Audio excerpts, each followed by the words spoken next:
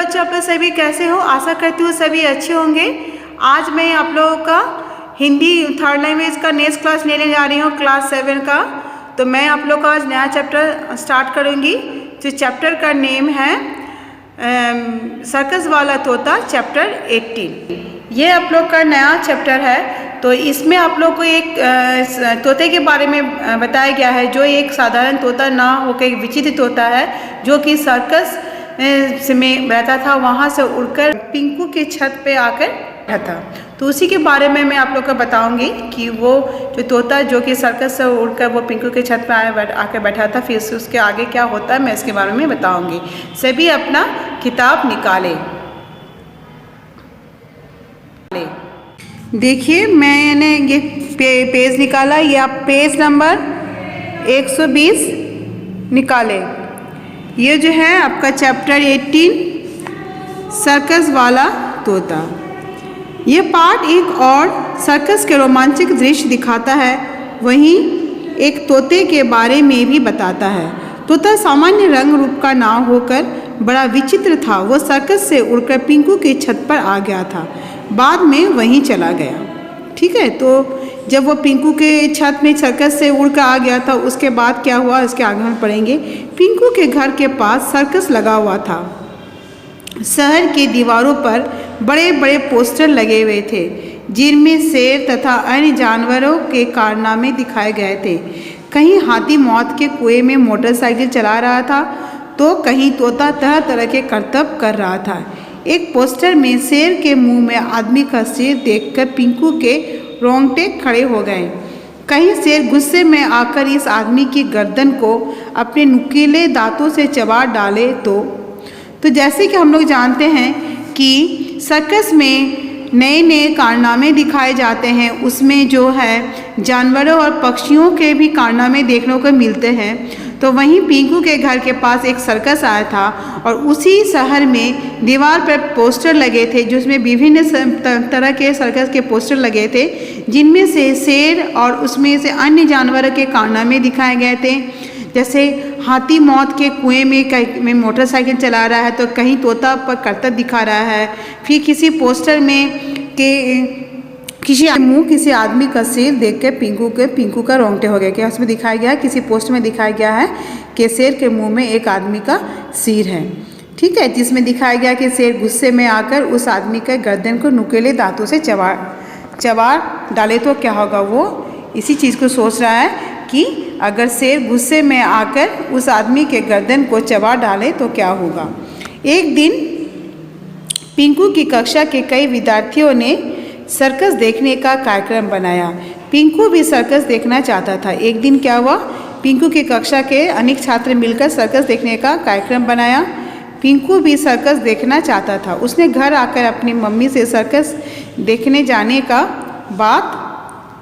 बात बताई।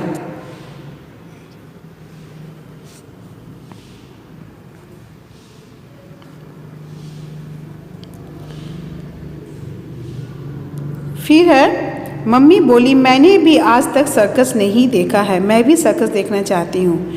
ठीक है, पिंकू ने जब उसके सभी विद्यार्थियों ने कक्षा के सर्कस देखने का कार्यक्रम बनाया, तो फिर उसने भी अपनी माँ से कहा कि वो भी सर्कस देखना चाहता है। तो फिर मम्मी ने क्या बोला कि मैंने भी आज तक सर्कस नहीं देखा है, मैं भी देखना चाहती हूँ। मगर पिंकू तो अपने दोस्तों के साथ सर्कस देखना जाना चाहता था। वो मम्मी का उत्तर सुनकर उदास हो गया, लेकिन पिंकू का मन था कि वो अपने दोस्तों के साथ सर्कस देखने जाए। इसलिए उसका जो मम्मी का जो है क्या होगा, मम्मी का उत्तर सुनकर वो उदास हो गया। फिर है नेक्स्ट पेज नंबर, फिर आपका पेज नंबर 121।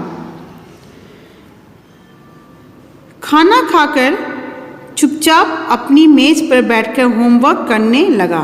फिर पिंकू खाना खाकर वो अपने मेज पर होमवर्क करने लगा।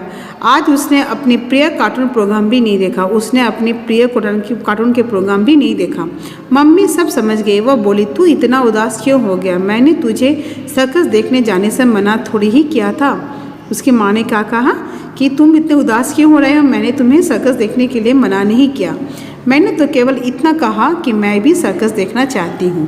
अच्छा अभी तू अपने दोस्तों के साथ चला जा, बाद में हमारे साथ भी चलना। उसकी माँ ने क्या कहा कि तुम अपने दोस्तों के साथ भी सर्कस जा सकते हो, फिर बाद में हमारे साथ भी जाना। मम्मी की बात सुनकर पिंकू बहुत खुश हो गया।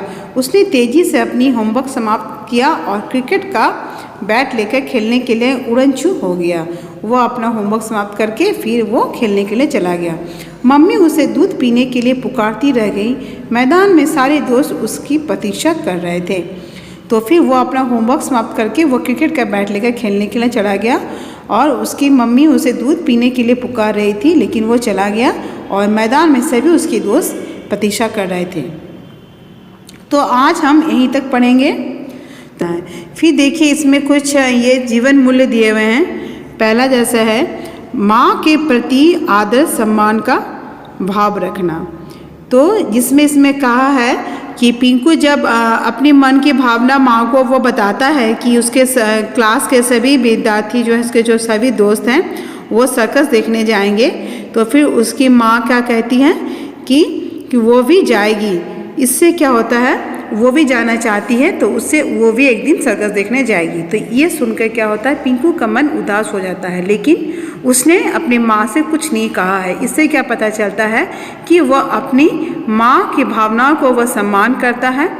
ठीक है, उसकी चूँकि इच्छा थी कि वो अपने दोस्तों के साथ सर्कस देखने जाएगा, फिर भी लेकिन उसने माँ से कुछ नहीं कहा, वो अपनी इच्छा को अपने मन में ही दबाए रखा।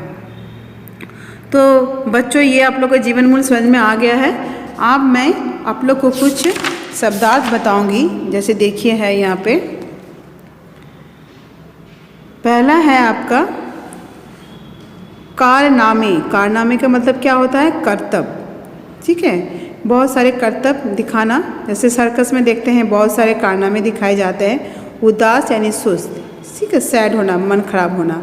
तो इस तरह से बहुत सारे शब्दार्थ हैं जो आप लोग को इस तरह से याद करना है। किताब में भी कुछ शब्द हैं जो अगर उसमें कोई दिक्कतें होगी कि उसका भी अर्थ आपको समझ कर लिखना है, आप इसके बारे में पूछ सकते हैं। तो बच्चों आशा करती हूँ आप लोग को ये चैप्टर समझ में आ गया है। तो इसके आगे का अध्याय मैं आप लोगों को नेक्स्ट क्लास में पढ़ाऊँगी। तो आज के लिए मैं अपना क्लास यहीं समाप्त करती हूँ। धन्यवाद।